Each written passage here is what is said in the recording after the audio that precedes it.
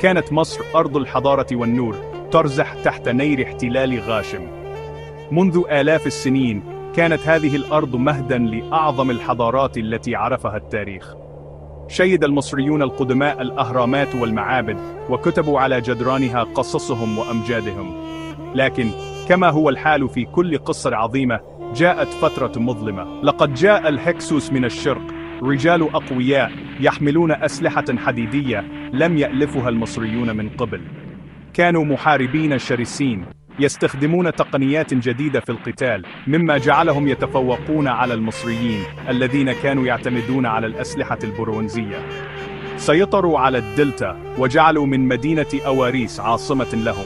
كانت أواريس مركزاً لحكمهم، ومن هناك بدأوا في فرض سيطرتهم على باقي البلاد. كانت تلك الفترة مليئة بالتحديات والصعوبات للمصريين. فرضوا الضرائب وأذلوا أهل مصر وهددوا مقدساته. لم يكن المصريون معتادين على هذا النوع من الحكم القاسي، حيث كانوا يعيشون في ظل نظام ملكي يحترم تقاليدهم وثقافتهم. عانت مصر تحت حكمهم الأمرين. كانت الحياة اليومية للمصريين مليئة بالصعوبات، حيث كانوا يعانون من نقص الموارد والظلم الاجتماعي. لقد ساد الظلم وانتشر الفقر. كانت تلك الفترة من أصعب الفترات في تاريخ مصر، حيث كان الشعب يعاني من القهر والاضطهاد. ولكن شمعة الأمل وإن خفتت لم تنطفئ. كان المصريون يؤمنون بأن هذه الفترة المظلمة لن تدوم، وأنهم سيستعيدون حريتهم وكرامتهم يوما ما. ظل المصريون يتذكرون أمجادهم القديمة، وينتظرون اليوم الذي يعود فيه وطنهم حرا أبيا. كانوا يستمدون القوة من تاريخهم العريق، ويؤمنون بأنهم قادرون على التغلب على أي تحدي يواجههم. وهكذا استمروا في النضال والصمود حتى جاء اليوم الذي تحررت فيه مصر من نير الاحتلال. في مدينة طيبة عاصمة الجنوب نشأ أمير شاب يدعى أحمس. كانت طيبة مدينة عظيمة مليئة بالمعابد والقصور، وكانت مركزاً للحضارة والثقافة في مصر القديمة. في هذه البيئة الغنية بالتاريخ والتراث ترعرع أحمس وتعلم فنون الحرب والسياسة. كان والده الملك صقننراع يحلم بتحرير مصر من الهكسوس، وقاد العديد من المعارك ضدهم، ولكنه سقط شهيداً في إحدى المعارك. كان صقننراع ملكاً شجاعاً لم يتردد في مواجهة الأعداء، وكان دائماً في الصفوف الأمامية يقود جنوده بشجاعة وإقدام. ثم تولى أخو أحمس الملك كامس قيادة المقاومة، لكنه هو الآخر لقي حتفه في سبيل تحرير وطنه. كان كامس ملكاً حكيماً وقائداً محنكاً، وقد بذل كل ما في وسعه لمواصلة مسيرة والده في مقاومة الهكسوس. ورث أحمس عن أبيه وجده حباً جارفاً لمصر وكراهية للظلم. كان يرى في تحرير وطنه من الهكسوس واجباً مقدساً، وكان مستعداً للتضحية بكل شيء من أجل تحقيق هذا الهدف النبيل. كان شاباً قوياً يتمتع بذكاء حاد وشجاعة نادرة. منذ صغره كان يتدرب على فنون القتال ويشارك في التدريبات العسكرية، وكان دائماً يظهر تفوقاً على أقرانه في كل ما يقوم به.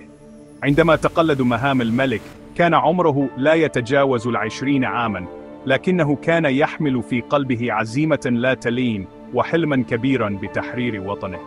كان يعلم أن الطريق أمامه مليء بالتحديات والصعاب، لكنه كان مستعداً لمواجهتها بكل شجاعة وإصرار. بدأ أحمس في تنظيم جيشه وتدريبه على أحدث الأساليب القتالية، وكان دائماً يشارك جنوده في التدريبات ليكون قدوة لهم. كان يؤمن بأن القائد يجب أن يكون في مقدمة الصفوف، وأن يشارك جنوده في كل ما يقومون به. بفضل شجاعته وحنكته استطاع أحمس أن يوحد صفوف المصريين ويقودهم نحو النصر. أدرك أحمس أن تحرير مصر يتطلب الإعداد الجيد، فأعاد بناء الجيش المصري وعمل على تطويره ليصبح قوة لا يستهان بها.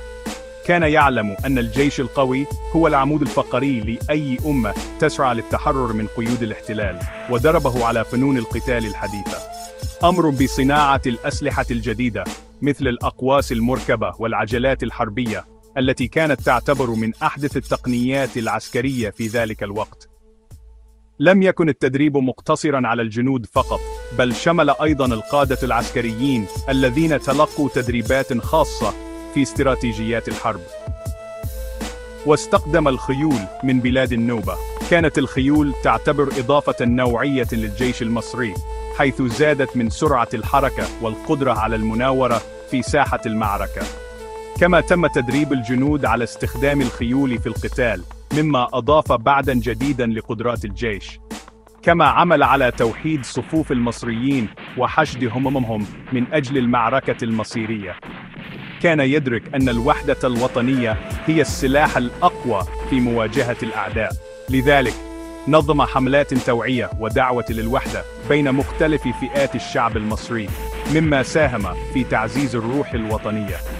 لم يقتصر اهتمام أحمس على الاستعداد العسكري، بل اهتم أيضاً بتقوية الاقتصاد المصري، فأعاد فتح المناجم المغلقة واستغل الموارد الطبيعية بشكل أفضل.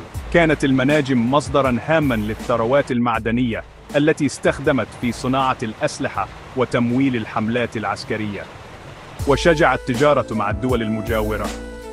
كانت التجارة تعتبر شريان الحياة للاقتصاد المصري، حيث جلبت السلع والموارد التي كانت تحتاجها البلاد.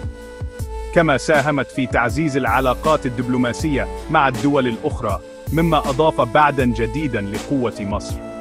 كان يعرف أن قوة الجيش تنبع من قوة الاقتصاد، لذلك عمل على تحسين الزراعة وتطوير الأسواق المحلية، مما ساهم في تحقيق الاكتفاء الذاتي وزيادة الإنتاجية.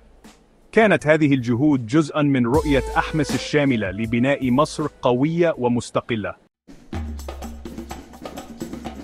بعد سنوات من الإعداد المدني، قرر أحمس أن الوقت قد حان لتحرير مصر. قاد جيشه شمالاً، واشتبك مع الهكسوس في معارك طاحنة. انتصر أحمس في بداية الأمر في معركة نفرتي حرو شمال طيبة، ثم تقدم بجيشه نحو الشمال ليواجه العدو في معارك متتالية.